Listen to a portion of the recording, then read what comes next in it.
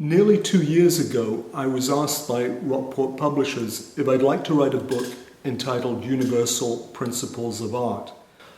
The project was essentially to write a book about the whole of art, to look at all the basic concepts, ideas, and approaches that have been used down the centuries, or at least as many as would be possible in about 100 chapters.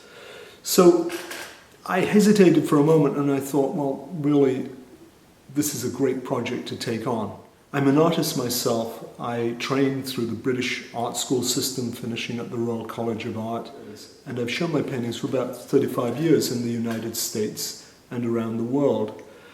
I've also been an art teacher for over 30 years, teaching mostly at the School of Visual Arts in New York and teaching students of all stages, from beginners to graduate students to adult students. And on top of that, I've done a great deal of work writing for the art magazines. I've published perhaps 200 feature articles over the years on individual artists, historical figures, art techniques, ideas, and approaches. So really this was a kind of natural project for me, an extension of my work as a teacher, an artist, and writer.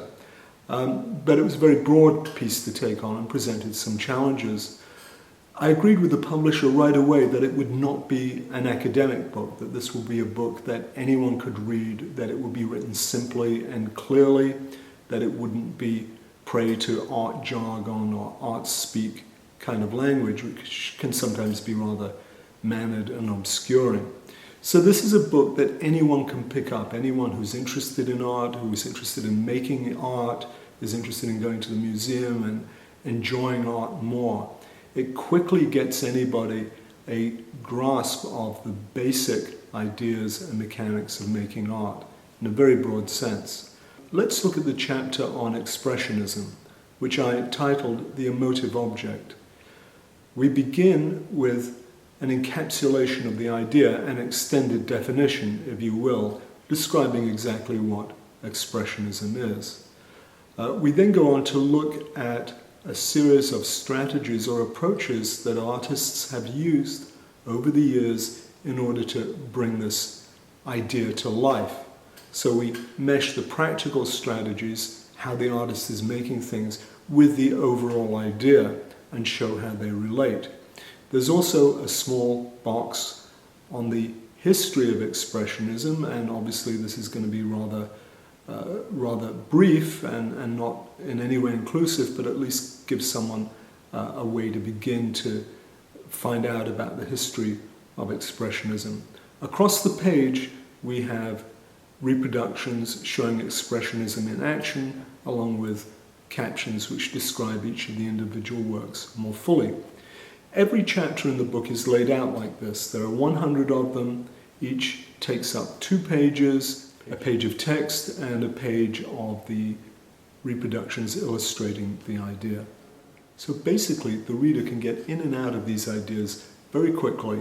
They can come away with a grasp, an overview, an understanding by just taking a few minutes with the subject rather than hours and hours. And they can quickly go and look at other works of art and see how the idea plays out and understand something of the technical procedures and work methods involved by the artists who undertook to pursue these ideas.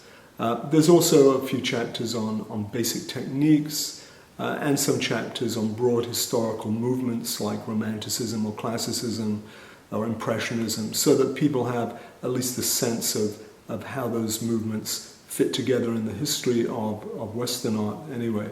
And then there are also some chapters on various modern modes of art, like video art, performance art, minimal art, land art, so that some of those more difficult to understand contemporary movements will at least be in the reach of the novice as they come to look at art for the first time. So I think this is a very useful book, both for the artist and student and also for the teacher. It's a book an art teacher like myself can bring in and use as a basis for having the students understand a huge variety of approaches to making art and the ideas involved in that.